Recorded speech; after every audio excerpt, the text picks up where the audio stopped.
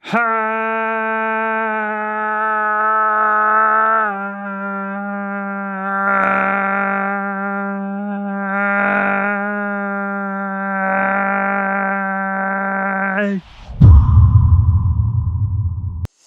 How is everyone doing today? My name is Theo The Bunny, and welcome to another episode of Theo Reads, a Bedtime Story. In keeping with our theme of fairy tales, I thought it would be fun to read Jack and the Beanstalk. Ooh, this is a good one, because there's vegetables in it. The Beanstalk. So, as you know how these stories start, we will just jump right into it with a Once Upon a Time. So once upon a time, there lived this woman with her son, and his name was Jack, and they lived on a very small farm in the country. That sounds nice. I know some animal friends that went to go live on a farm, but they never write. Huh, wonder what happened to them. Anyway, every day, Jack would help his mother with the chores. He would chop some wood, or he'd go in the garden and pull the weeds, and he would milk the cow. But despite all their hard work, Jack and his mom were very poor, and they didn't have enough money to keep themselves fed. Oh no! What will happen to Jack and his mom? So one day his mom's pacing back and forth. Just like that. And she's going, what are we gonna do? What are we gonna do? What are we gonna do? We don't have enough money to buy seed for the farm this year, and we're gonna have to sell our cow, Old Bess, and with the money, we're gonna buy the seeds to plant a good crop. So Jack said, okay, Mom, it's market day today. Oh, that's convenient. I'll go into town and sell Bessie. Wait, who's Bessie? Oh, Bessie must be the nickname for Old Bess. Just like how my name is Theo the Bunny and people call me Theo the Bunny. So Jack took the cow and he's walking through the garden gate and headed off towards town. He hadn't gotten very far when he met this funny-looking old man who said to him, "Good morning, Jack." How did the funny old-looking man know his name? Very interesting. Also, maybe don't call him funny-looking. You ever think of that? Outdated book? "Good morning to you," said Jack, wondering how the little old man knew his name, but continued to talk to him anyway, and not acted freaked out. "Where are you off to this morning?" asked the man. "I'm going to the market to sell our cow, Bessie," said Jack. "Well, what a helpful son you are," exclaimed the man. "I have a special deal for such a good boy like you." Ooh, I wonder what this could be. The little old man looked around to make sure no one was watching.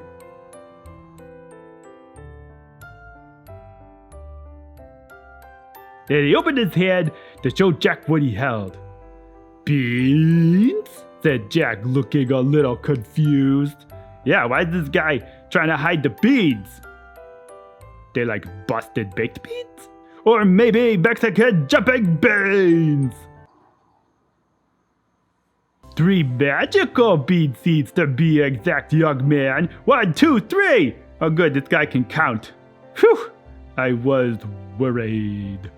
So magical are they that if you plant them overnight, by morning they grow right up to the sky, promised the funny little man. There we go again, making fun of this guy for no reason other than him being incredibly odd and strange. And because you are such a good boy, they're all yours in trade for that old milking cow.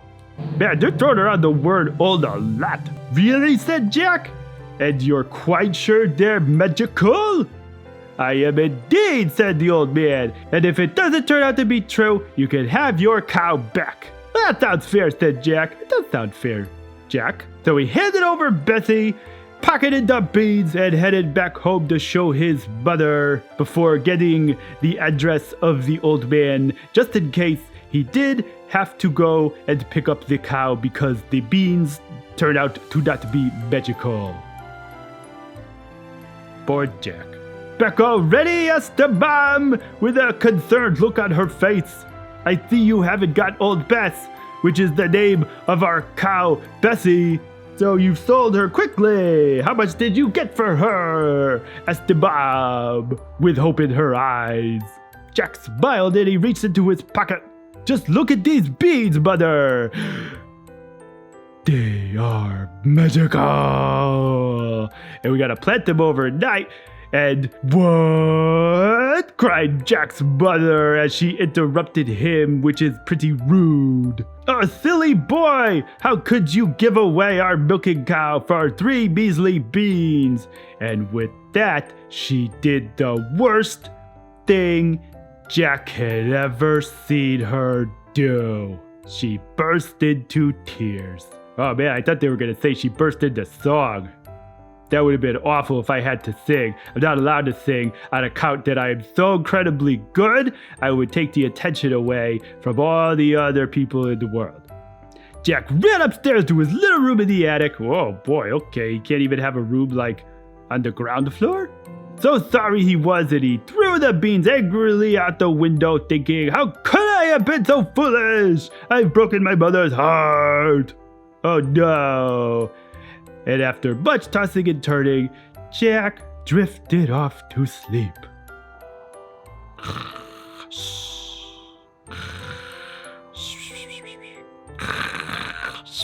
That is the sound you can make when you are sleeping sometimes. When Jack woke up the next morning, his room looked strange. The sun was shining into part of it like it normally did, yet all the rest was quite dark and shady. So Jack jumped up and dressed himself and went to the window. And what do you think he saw? What do you think he saw? Tell me! Leave it down below in the comments. Did you leave it? 'Cause here we go! Why, the beans he had thrown out the window into the garden had sprung up into a big beanstalk, which went up and up and up and up and up until it reached the sky. They were magical like the old man had said. Using the leaves and twisty vines like rungs of a ladder, Jack climbed and climbed until at last he reached the sky. Huh. I don't know if that would have been my first thought if I saw a giant magical beanstalk growing out of my garden all the way up through the clouds. Sounds a little dangerous, and a little careless, and a little impulsive.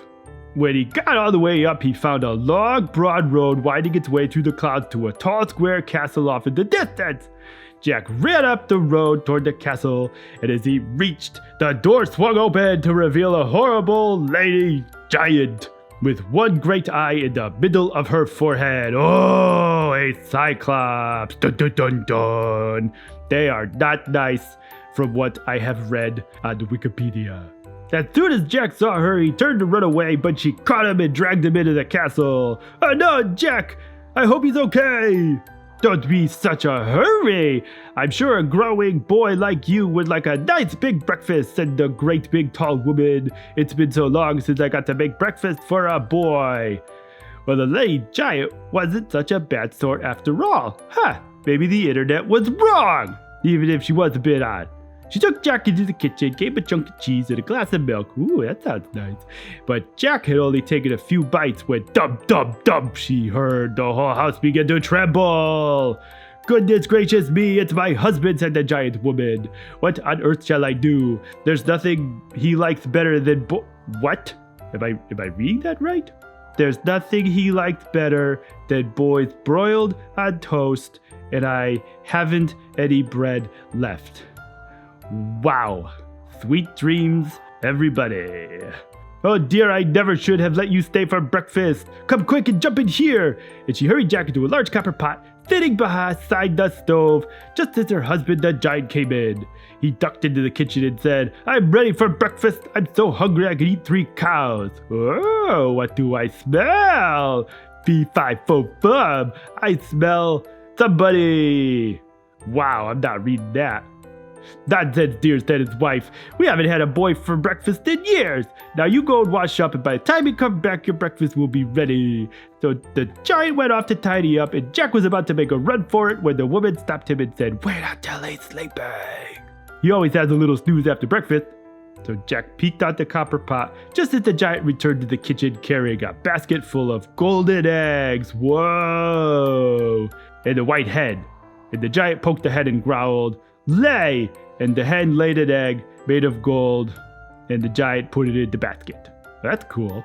So after his breakfast, Giant went to the closet and pulled out a golden harp with the face of a sad young girl. This is a weird story. The giant poked the harp and growled, "Play!" And the harp began to play. And she sang to him, and the giant began to nod his head off. And snore until the house shook. When he was quite sure the giant was asleep, Jack crept out of the copper pot and began to tiptoe out of the kitchen. Just as he was about to leave, he heard the sound of the harp girl weeping. Oh no, that is sad. Jack bit his lip, sighed, and returned to the kitchen.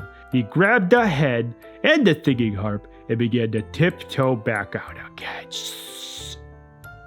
But this time, the hen gave a cackle, which woke the giant, and just as Jack got out of the house, he heard him calling, "Wife, what have you done with my white hen and golden harp?"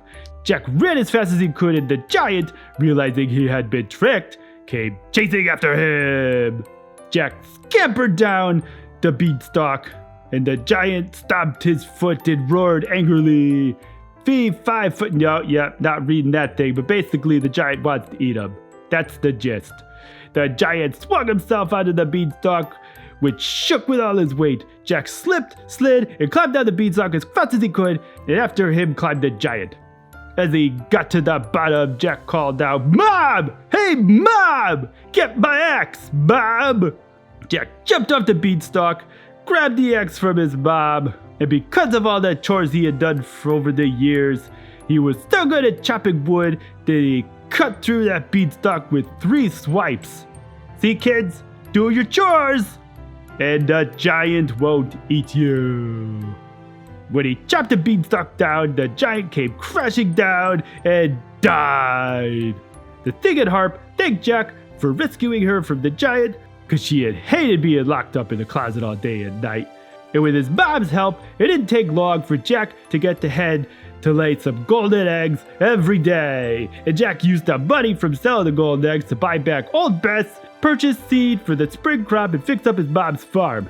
He even had enough left over to invite every one of his neighbors over for a nice block party. And his mom and Jack lived happily ever after. Well, that is a nice ending to another incredibly strange fairy tale. So, I hope you everyone enjoyed that story. Hopefully we'll see you all back here next week for another one. Okay, bye!